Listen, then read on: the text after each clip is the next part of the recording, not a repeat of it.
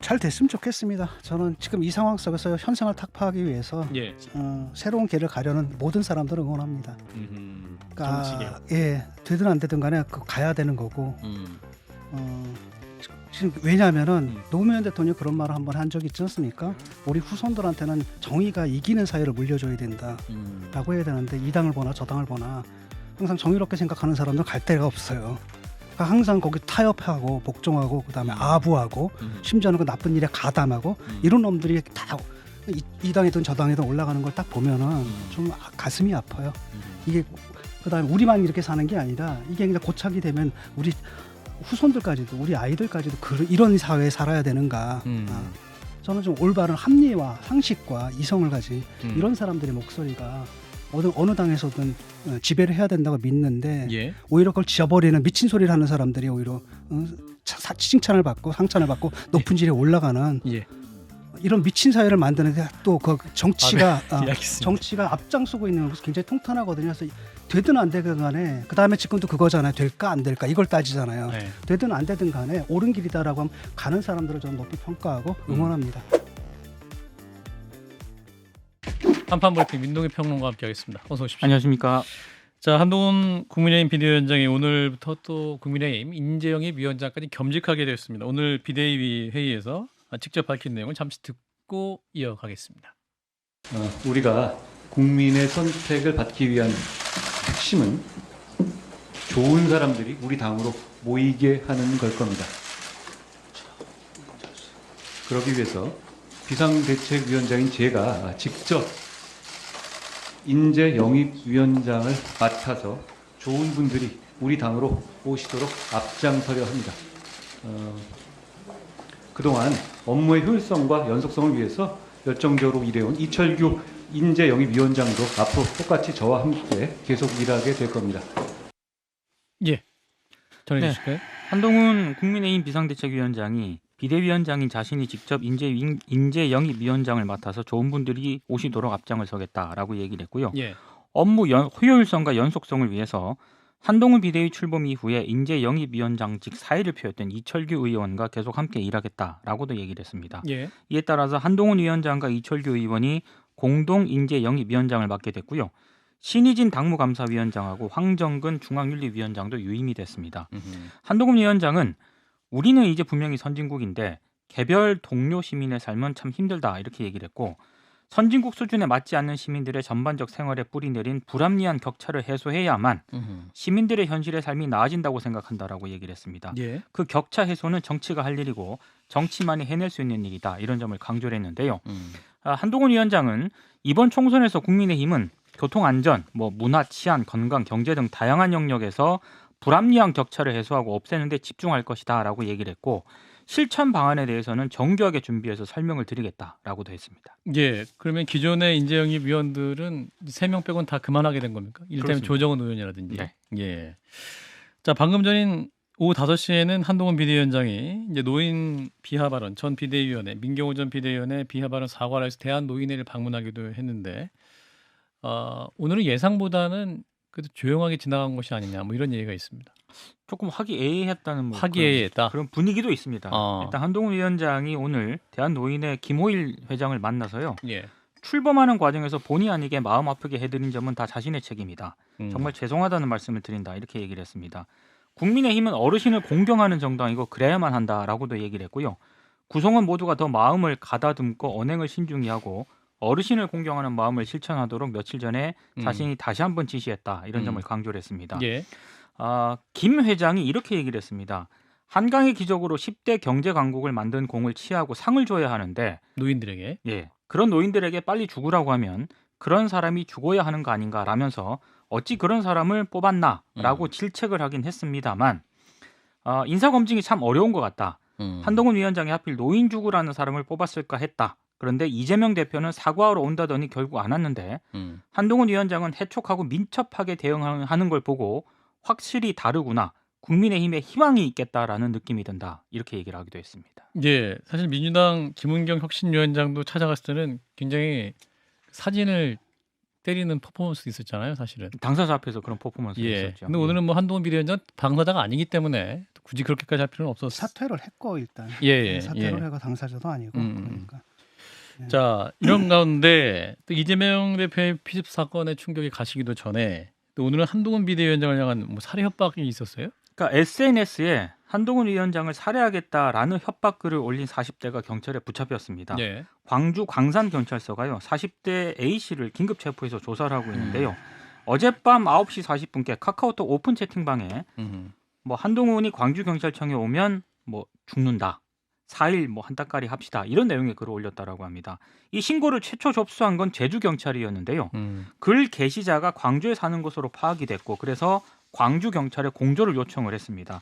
광주경찰은 이 광주광역시 광산구 우산동 주거지에서 이 A씨를 붙잡았는데요. 예. 정확한 경위를 조사한 다음에 A씨에 대한 신병 처리 방향을 정할 방침입니다. 예. 자, 일단 한동훈 비대위원장이 이제 인재영입 위원장을 오늘부터 다시 겸직하게 됐다. 오늘부터 겸직하게 됐다. 이 부분 어떻게 판단하시는지 진 교수님. 뭐 당연하죠. 이제 뭐 비대위원은 이제 특히 공천 과정 그림을 그려야 되지 않습니까? 네. 그 그림을 그린다라는 건데 문제는 뭐냐면은 사실 그 작업을 이미 해왔거든요. 그걸 이철규 이분이 이제 해왔던 걸로 알고 있거든요. 예. 근데 이걸 다 엎어버리고 다시 할 수는 없는 거 아니겠습니까? 그러니까 현실적 필요에 의해서 이제 두 분이 같이 하는 거라고 보고 있고, 요게 딱 요 사안만은 좀 아닌 걸로 좀 보이거든요. 왜냐하면은 한동훈 비대위원장이 있고 이분은 정치를 했던 분은 아니고 일단 당에서 그냥 그 외부에서 그냥 딱 그 이식을 한 거지 않습니까? 예. 그럼 당에 있었던 분들이 있겠고, 그래서 대충 이철규 의원이 이제 대통령실 쪽을 좀 그쪽의 의중을 좀 반영하는 것 같고 한동훈 비대위원장은 또 좀 새롭게 해보려고 하는 것 같고 그런 식의 약간 밸런스를 맞춘 것 같고 제가 볼 때는 그 비대위 구성도 내가 처음에 이상하다. 왜냐하면은 이거 유튜브 볼만한 사람들이 한 사람이 두 사람이 섞여 있는 걸 보고 이게 뭐지라고 좀 했는데 예. 거기서도 아마 이제 이미 그 판 짤 때도 같이 들어간 게 아닌가 싶어서 지금 현재 당이 이제 이렇게 운영된다고 보면 됩니다. 한동훈 비대위원장이 사실상 당 대표 역할을 하지만은 또 다른 한편으로서는 거기서 또 한 축으로서 대통령실을 대변하는 이철규 이 두 분이 같이 지금 당을 움직여 나가고 있다 이렇게 보여요.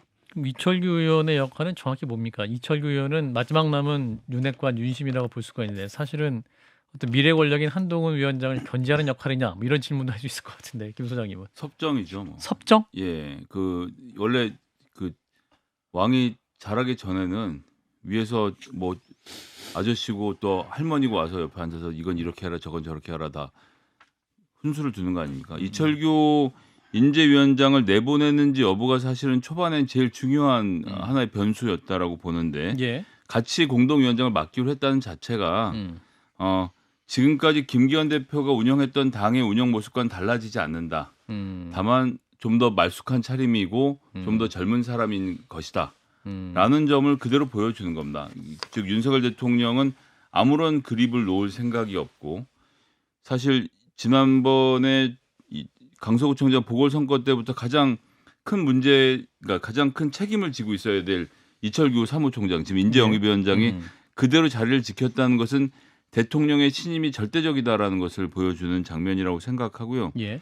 좋은 인재를 모시고 오는 것이 중요하다는 한동훈 비상대책위원장의 말은 맞는데 그분이 뭐 오늘 저도 얘기했습니다만 신원식 장관 하다못해 SNS에 올린 글 하나도 점검이 안 되고 학교 폭력으로 도대체 장관 후보자 몇 명이 말썽을 일으켰으며 뭐 재산 공개부터 시작해서 그런 검증이 안 됐을 때 한동훈 장관이 뭐라고 했었습니까? 아이고 저는 자료를 제공할 뿐이고 판단은 대통령실의 몫이라고 한 거잖아요. 지금도 영입은 내가 할 뿐이고 판단은 이철규 영입위원장과 대통령이 하는 그림 이게 바뀌지 않아서 크게 기대할 게 없을 것 같습니다. 그러니까 꼭 그렇게 삐딱하게 볼 필요는 없어요. 왜냐하면 이게 현실적 필요가 있는 거거든요. 누가 해도 그렇게 할 수밖에 없는 상황인 게 이 법무부 장관하고 검사하다 왔단 말이죠. 당에 대해서 뭘 알겠습니까? 정치에 그렇죠. 대해서. 그러니까 기존에 근데 문제는 뭐냐? 기존에 당을 운영하던 사람들, 움직였던 사람들이 김기현 대표가 날아갔죠. 그다음 윤핵관들 다 날아갔어요. 다. 그러니까 그나마 누군가는 있어야 되는데 그 사람이 이철규다. 이렇게 보면 되는 거죠. 그런 관용을 민주당이 혁신할 때도 보여주셨으면 좋겠습니다. 예. 민동기 평론가 어떻게 보세요? 저는 이제 뭐 김성현 소장님 말씀 듣다가는 그러면 이철규 위원장이 2인 체제로 한동훈 비대위원장 함께 하는 것 자체는 왠지 윤석열 대통령과 그 한동훈 비대위원장이 또 묘한 긴장감이 느껴졌었는데 또 진 작가님 말씀 드리니까 그냥 한 거다라고 또 말씀하니까 아니, 그러니까 그런 측면이 있는데 어차피 그렇게 운영될 수밖에 없는 것 아니겠습니까? 아. 그러니까 제가 우려하는 건 뭐냐면 이런 식으로 그러다 보니까 좀 전에 비대위 구성이 처음부터 문제가 된 거 아닙니까? 그런 일들이 벌어질 수 있다라는 얘기예요. 예. 자, 민동기 평론가 가운데에서 보시기에 어떻게 보세요? 두 가지 네. 과제가 있다고 생각하거든요. 하나는 한동훈 비대위 체제가 또 새로운 면모를 보여주려면 인적 구성 그리고 당면 과제 이 두 가지에 대해서 어떻게 대처를 하는가. 예. 일단 당면 과제는 물음표가 붙었잖아요. 예. 김건희 특검법에 대해서 한동훈 위원장은 부정적이다라고 했기 때문에 그러면 용산으로부터 그립감이 좀 약화되는 좀 강화되는 게 아닌가 이런 생각을 하게 됐고 예. 나머지 하나 볼 수 있는 게 이제 비대위원 구성이라든가 인적 구성인데 예. 모르겠습니다. 비대위원 처음에 구성했을 때 그 발표할 때부터 조금 고개가 갸우뚱해졌는데 다른 사람도 아니고 이철규 사무총장을 이렇게 유임을 했다라고 하는 거는 인재영입 위원회. 예, 인재영입 위원장 공동위원장으로 한다는 거는 결국에는 저 용산의 그립감으로부터 그렇게 자유롭지 않게 되는 것 아닌가. 사실상. 예. 그러니까 뭔가 새로운 면모를 보여주기에는 일정 부분 한계가 있지는 않나 이런 생각을 하게 됩니다. 이미 제가 알고 있기로 몇 달 전부터 이게 움직였거든요. 박성민인가 이분을 움직여가지고 많은 사람 컨택을 하고 많은 사람들을 확보했는데 이걸 엎을 수가 없는 거지 지금. 예, 우리 김규환 위원장님의 취재를 많이 들으신 것 같습니다. 자, 그래서 이제 한동훈 비대위원장이 1월 10일까지는 이제 공천관리위원장을 확정해야 하는 상황이라고 하는데 이런 가운데 유력 후보로 양창수 전 대법관이 거론되고 있다. 일단 일부 언론이 이제 국민의힘 관계자 말을 빌어서 이렇게 보도를 했고요. 예. 국민의힘은 공식적으로는 부인을 했습니다. 근데 또 일부 당 관계자가 검토된 것은 맞는 것으로 한다 이렇게 얘기를 하고 있습니다. 예. 일단 국민의힘 지도부는 공식 부인했지만 당내 일각에서는 인선 발표 전에 보도가 나와서 부인을 하는 것 아니냐 이런 반응까지 나오고 있고요. 예.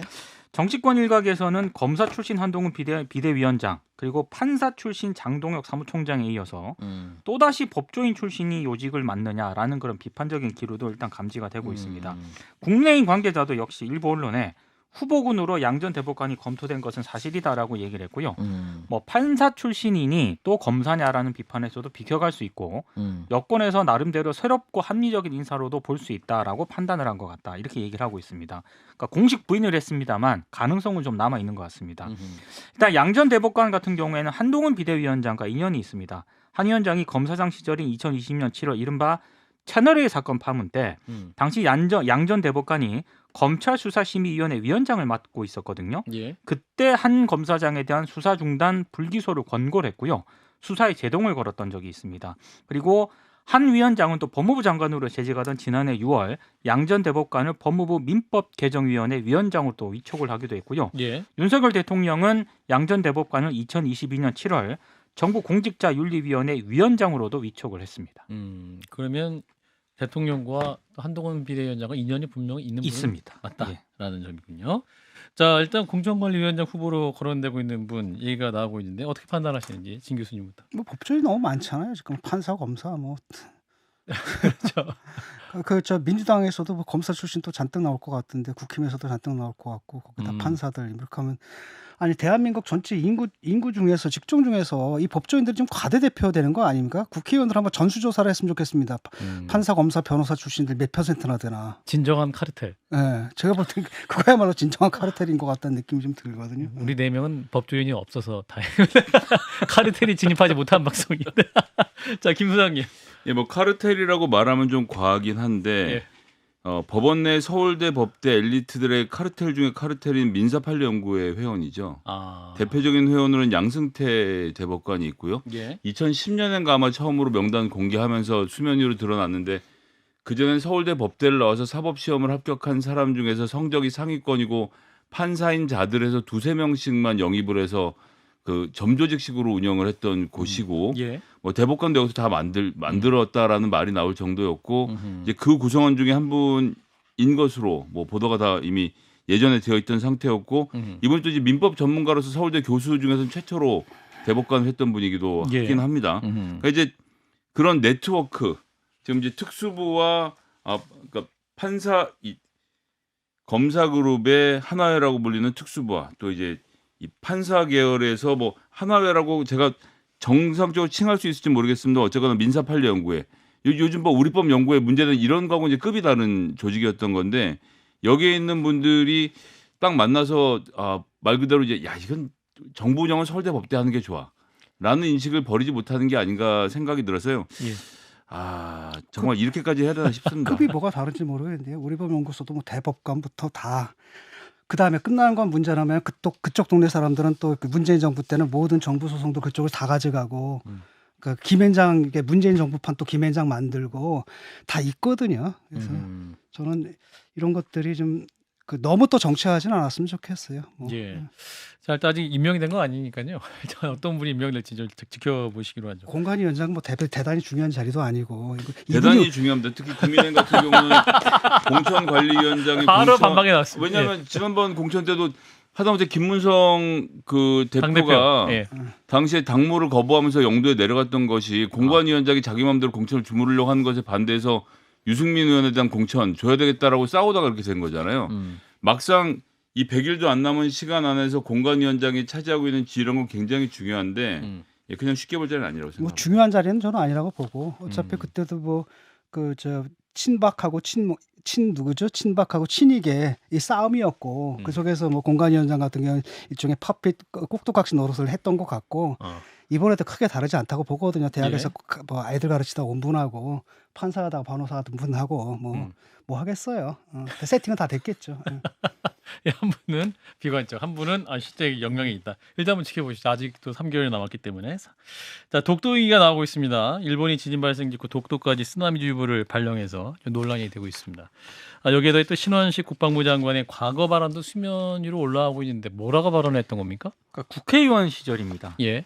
지난해 3월에 SNS에 글을 하나 썼는데요. 이 페이스북의 글 제목이 국방위 유감, 이재명 대표에게 드리는 5가지 공개 질문 이런 제목의 글인데 예. 당시 맥락을 좀 설명을 해드릴 필요가 있는 것 같습니다. 북한이 미사일 도발을 이어가고 있을 때였는데 국방위원회 전체 회의가 민주당 국방위원들의 시위로 파행이 됐습니다. 그러자 이제 신 장관이 당시 국회의원 입장에서 민주당이 북핵 미사일 위협은 외면한 채 반일 선동만 열창하고 있다라고 얘기를 하면서 문제의 발언. 지금 한일 간의 과거사 독도 영유권 분쟁이 있는 건 사실이다. 그렇다고 1945년 8월 15일 기준 그 이전의 군국주의 일본과 그 이후의 자유민주주의 일본이 같은 국가냐 이렇게 반문을 했고요. 45년 8월 15일 이전에 우리 한민족과 미국, 중국은 같은 편이었고 일본은 적이었다. 그 후 북한은 적이 된 반면 한미일은 자유민주주의와 시장경제의 가치를 공유하며 안보, 경제 등 모든 면에서 동맹 또는 우방으로서 긴밀하게 협력하는 관계가 됐다. 이제 이런 글을 쓴 겁니다. 예.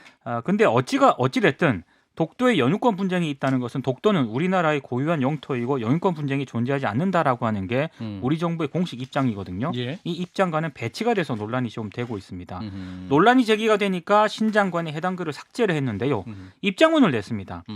일단 일본이 영토 분쟁을 시도하고 있다는 의미에서 기술을 한 것이다. 그리고 일본의 터무니없는 주장에 동의한 바 없다라고 반박을 했고요. 독도는 역사적, 지리적, 국제법적으로 명백한 우리 대한민국 고유의 영토라는 점을 재차 강조를 하기도 했습니다. 근데 맥락상 또 논란이 좀 제기될 수밖에 없는 게 국방부가 지난달 장병 정신교육 기본 교재에 독도를 또 분쟁 지역으로 표기한 게 알려져서 논란이 좀 제기가 됐고 결국에는 이 교재를 또 회수를 했거든요. 윤석열 대통령도 즉각 시정 등 엄중 조치할 것을 또 지시를 하기도 했었는데 이 맥락에서 이제 이 사건까지 이제 과거 글까지 소환이 되니까 더 논란이 좀 제기가 되고 있고요. 광복회가 입장을 냈는데 신 장관의 독도 분쟁 지역론은 단순한 실수가 아니다.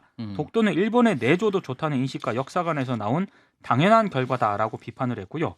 민주당도 논평을 통해서 신 장관을 경질할 것을 요구를 했습니다. 근데 그 과거 신 장관이 발언했던 내용의 한 줄이 아니고 본인이 그렇게 생각하는 어떤 역사적 사실에 대해서 근거를 바탕으로 이분이 이렇게 판단하고 있다라고 기술했던 내용이 있었던 거잖아요. 맞습니다. 지금. 예. 그러니까 그래서 이게 논란이 되고 있습니다. 그 자체가 이게 과연 단순한 실수인가라는 부분에 대해서는 의구심이 있는 게 분명한 것이고 그래서 논란이 커진 것 같습니다. 진 교수님 어떻게 들으셨는지? 이거 보세요. 이 발언. 장관 후보자 시절에도 일본의 독도 영유권 주장에 대해 강력히 항의해야 하고 단호히 배격해야 한다고 입장을 밝힌 바 있다 그랬잖아요. 장관 후보자니까 그런 거예요. 후보자여서 장관 후보가 아닐 때 문제라는 거지. 그러니까 이게 뭐냐면 우리 군인들 있지 않습니까? 군인들 지금 모두는 아니지만 그 대한민국 국군의 이제 뿌리가 자체가 이 일본군하고 그다음에 독립군이 같이 있는 거거든요. 이 일본군 잔재가 굉장히 강해요. 그러니까 이 사람들 같은 게 어떻게 구조를 받았냐면 6.25 때 전공 세우는 거로 구제를 받았거든요. 그러니까 반복 이겁니다, 그냥.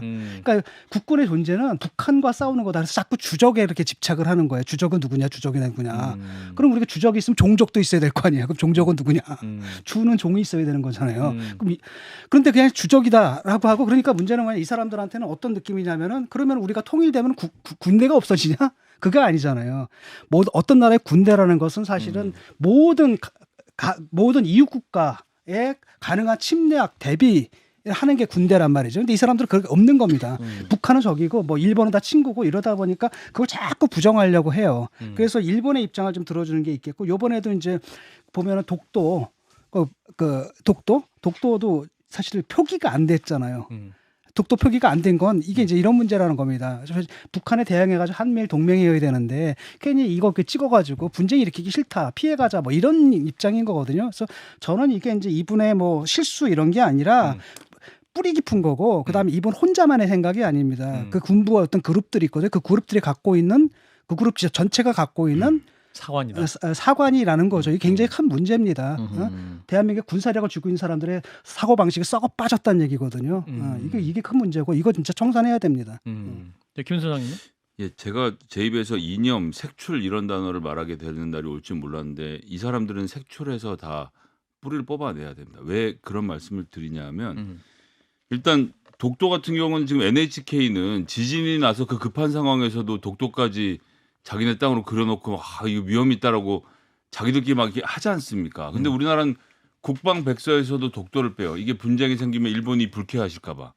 그러니까 이런 마음가짐을 갖고 있다는 자체가 큰 문제인데 이게 더 큰 문제가 되는 것은 뉴라이트적 이념의 기초에서 이런 생각을 한다는 거예요. 그럼 뉴라이트의 생각이 뭐냐를 잠깐만 설명드리면 제가 물론 이 얘기는 제가 일방적으로 하는 주장이 아니라 우리 김영호 통일부 장관께서 호국 불교 포럼에 가서 직접 공개적으로 하신 말씀을 그대로 인용해서 드리는 겁니다. 이들의 세계관 속에서는 독도가 힘이 있으면 우리 거고 힘이 없으면 뺏기는 땅이다. 이렇게 생각을 해요. 그러니까 이들 머릿속에 이미 분쟁이 벌어지고 있어요. 독도가 우리 땅이다 이렇게 되는 게 아니라 그가 힘이 있으면 우리가 가지고 있는 거고 힘이 없으면 뺏기는 거지. 다만 여기서 누가 나타납니까? 메가더 장군께서 실효적 지배를 하게 만들어 주셨다. 그래서 독도가 지금은 우리 땅이라는 거예요. 하지만 우리의 힘이 빠지면 즉 한미 동맹이 약화되면 이 땅은 또 어디로 갈지 모른다. 이런 사람들의 이념 속에서는 독도가 분쟁적이 맞거든요. 이런 자들이 대한민국을 통치하는 영역 안에 들어온다. 저는 집에서 책을 쓰는 것을 이 김영호 씨가 교수로서 이런 말씀하시는 건 저는 반대는 하지만 해임하라고 말하지 않겠지만 정권 내에서 정부 내에서 이런 일을 하고 있다? 저는 굉장히 위험하다고 생각합니다. 그다음에 난 그걸 이해를 못 하겠는 게 사람들 만나기만 하면 주접을 떨어요. 내가 사병해 봐서 알거든. 우리 그거랑 그 정신교육이라는 거 그 사람들이 하는 정신교육은 정말 짜증나게 만들고 내 국방 의지를 약화시키거든. 예. 정원 장교들이 했던 그 교육 말씀이신가? 정원 장 우리 때도 그 정도 수준은 안 했거든요. 박지원은 그 좀 뜬금하신 거 같아요. 정원 장교는 아니었고 장교였습니다. 예. 정원 장교 할 뻔했는데 저는 관제 장교였습니다. 짜증이 나는 게 어차피 이 사람들은 뭡니까 전쟁 나면은 작전권도 없는 사람들 아닙니까? 집에 갈 사람들인데 평소에 뭐 이렇게 그 장병들 들들 볶겠다는 얘기거든요. 자기들이 갖고 있는 그 왜곡된 이념들을 갖다가 장병들한테 사실 우리가 무슨 죄가 있습니까? 그냥 복무하러 간 죄밖에 없는데 머릿속에 강제 주입 당해야 된다. 이런 생각하니까 저는 불쾌하거든요. 예, 이건 굉장히 논쟁적인 주제인데 한번 또 시간을 내서 다뤄보면 굉장히 재미. 똥별들 나왔으면 좋겠어요. 하겠습니다. 섭외까지 해주셨어요. 할 말이 많아요, 제가 지금 사정하면서. 알겠습니다. 자, 천하용인의 R을 담당했던 분이에요. 허은하 의원 오늘 국민의힘 탈당을 선언했습니다. 네, 비례대표 의원이기 때문에 탈당 시 자동으로 의원직도 상실을 하게 됩니다. 비겁하지 않은 정치인이 되겠다라고 얘기를 했고요. 의원직은 비례대표 후보 다음 순번인 테니스 선수 출신인 김은희 코치가 이제 승계를 받게 됐습니다. 이번 주 중으로 탈당 절차를 마무리하고 이준석 전 대표가 추진하고 있는 개혁신당에 합류를 할 예정인데요. 오늘 이 자리에 서기 두려웠던 이유는 따로 있다라고 얘기를 했습니다. 당장 국회의원 배지를 던져야 돼서가 아니라 보수 정당 잘 되길 바라시는 분들 그분들의 얼굴이 떠올랐기 때문이다라고 얘기를 했고 예. 하나가 되어 민주당에 맞서길 바라실 것이지만 죄송하지만 그 길은 현실이 될 수 없는 길이다. 우리는 끝끝내 문제를 회피하고 있다라고 지적을 했는데요. 끝끝내 문제를 회피하고 있는 그 부분은 뭐 용산의 국정 운영 기조와 불통, 그리고 느닷없는 이념 집착, 검사 일색의 인사, 그리고 거기에 더해서 대통령 가족의 처신이 문제라는 점을 지적하지 못한다. 이걸 현재 여당의 상황이라고 이제 비판적으로 좀 얘기를 했고요. 예. 신당이 망고의 정답이라고는 말하지는 않겠다. 명백히 어려운 길이다라면서도 예. 비겁하지 않고 부끄럽지 않은 길이기에 가보려고 한다. 이렇게 개혁 신당이 함께할 것을 공식화했습니다. 예. 그러면 탈당하면서 비례대표 의원직은 다음 순번이 승계를 하게 되는 거죠. 김은희 코치가 예. 맡게 됩니다. 예. 자, 어제 이준석 전 대표가 저희 한판 열전에 나오기도 했었는데 온라인 당원 가입을 열겠다라고 예고를 했었는데 사이트가 개설이 됐고 지금 13,000명이 돌파했다고 제작진이 찾아왔는데. 근데 아까 예. 오전에 뭐 5,400명 정도 된다고 이준석 전 대표가 얘기를 했는데 예. 지금은 이제 훨씬 많이 됐고요. 그래서 아마 내일 중으로 중앙당 설립 여건을 갖출 것이다라고 이제 얘기를 하고 있습니다. 예. 그리고 현역 의원 중에서도 음. 지금 활발히 소통하고 계신 분이 당을 가리지 않고 있다라고 얘기를 했고 보수 정당에서 오래 활동해 오신 분들일수록 최근의 현상에 대해 굉장히 자괴감을 느끼고 계신 분들이 많은 것 같다는 경향성은 확실히 느낀다라고도 얘기를 했습니다. 당을 가리지 않고 영입을 할 수 있을 것 같다라는 거네요. 그러니까 지금 나오는 뭐 그렇게 얘기가. 일단 해석이 되고 있습니다. 예. 자, 허은하 의원의 탈당의 변 그리고 이준석 신당 오늘 당원 가입 한 13,000명 지금 돌파한 상황이다라는데 진 교수님 어떻게 판단하십니까? 잘 됐으면 좋겠습니다. 저는 지금 이 상황 속에서 현상을 타파하기 위해서 예. 새로운 길을 가려는 모든 사람들을 응원합니다. 그러니까, 정치계. 예, 되든 안 되든 간에 가야 되는 거고. 음. 지금 왜냐하면은 노무현 대통령이 그런 말을 한번 한 적이 있지 않습니까? 우리 후손들한테는 정의가 이기는 사회를 물려줘야 된다라고 해야 되는데 이 당을 보나 저 당을 보나 항상 정의롭게 생각하는 사람들 갈 데가 없어요. 그러니까 항상 거기 타협하고 복종하고 그다음에 아부하고 심지어는 그 나쁜 일에 가담하고 이런 놈들이 다 이 당이든 저 당이든 올라가는 걸 딱 보면은 좀 가슴이 아파요. 이게 그다음에 우리만 이렇게 사는 게 아니라 이게 그냥 고착이 되면 우리 후손들까지도 우리 아이들까지도 이런 사회에 살아야 되는가. 저는 좀 올바른 합리와 상식과 이성을 가진 이런 사람들의 목소리가 어느 당에서든 지배를 해야 된다고 믿는데 예. 오히려 그걸 지어버리는 미친 소리를 하는 사람들이 오히려 칭찬을 받고 상찬을 받고 높은 지에 올라가는 예. 이런 미친 사회를 만드는데 또 그 정치가 알겠습니다. 정치가 앞장서고 있는 것이 굉장히 통탄하거든요. 그래서 되든 안 되든 간에 그다음에 지금도 그거잖아요. 될까 안 될까 이걸 따지잖아요. 네. 되든 안 되든 간에 옳은 길이다라고 하면 가는 사람들을 저는 높이 평가하고 응원합니다. 네. 그 도전을 자체가 귀하다. 김 소장님. 뭐 탈당 깔끔하게 하셨죠. 당이 만들어지고 당이 만들어지는 순간 본인의 생각과 달라진 국민의힘을 탈당해서 가는 모습 뭐 그 안에서 열심히 활동하시라 응원하겠고요. 류호정 의원 보고 좀 배웠으면 좋겠어요. 그 류호정 의원이 하루에 300만 원씩 지금 국회 예산을 사용해서 비례를 정의당 예산 정확히는 국회가 정의당에게 쓰도록 배정되어 있는 예산인데 정의당을 할 생각이 없는 분이 앉아 있는 것은 너무 길어지고 있지 않나. 좀 허은하 의원의 사례와 그 회견문을 잘 참고해서 하셨으면 좋겠다 이렇게 말씀드리겠습니다. 유호정 의원도 유호정 의원만의 또 고민과 시간표가 있으니까 그런 판단을 하고 그러니까 뭐 있지 저는 않을까요? 알 바 없다라고 말씀드리겠습니다. 왜냐하면 이미 금태섭 의원이랑 신당을 창당하기로 하고 발기인대도 했잖아요. 그러면 거기랑 정치적 활동을 하시는 건데 무슨 이유가 있어서 여기 남아 있겠다. 더 이상 이유는 없다. 아니 왜냐하면 정의당의 다음 순번이 기다리고 있잖아요. 정의당이 6개월 동안 펼칠 수 있는 정치의 몫을 빼앗고 있는 겁니다. 아하. 말을 안 하고 속으로만 품고 있었으면 제가 이런 말씀 드릴 이유가 없고요. 진 교수님도 짧게 말씀 주시면 아까 유호정 의원 얘기를 하셨는데 저도 전화를 드렸어요. 이미 전화를 드렸죠. 저는 전화할 사이는 아니라서. 빨리 탈당하는 게 좋겠다. 그다음에 뭐 하려는지 얘기도 좀 들어봤고 제가 여기 이 자리에서 제가 사적으로 들은 얘기를 좀 얘기할 수는 없고요. 얘기할 수는 없고. 적절하지 않고. 그렇군요. 민동기 평론가님 어떻게 판단하셨어요? 오늘 허은하 의원 혹은 아까 유호정 의원까지 말씀 들었는데. 아니 뭐 저는 새롭게 뭐 간다고 했으니까요. 예. 일단 깔끔하게 정리하고 가는 모습들이 일단 좋았습니다. 예. 허은하 의원의 깔끔한 정리 좋았고. 네. 유호정 의원도 유호정 의원은 허은하 의원에 비해서는 예. 죄송하지만 예. 그렇게 깔끔한 모습은 아니었죠. 굉장히 완곡하게 투표를 해주셨습니다. 네. 자, 오늘은 여기까지 민동기 평론가였습니다. 고맙습니다. 고맙습니다. 좋아요. 구독. 알림 설정.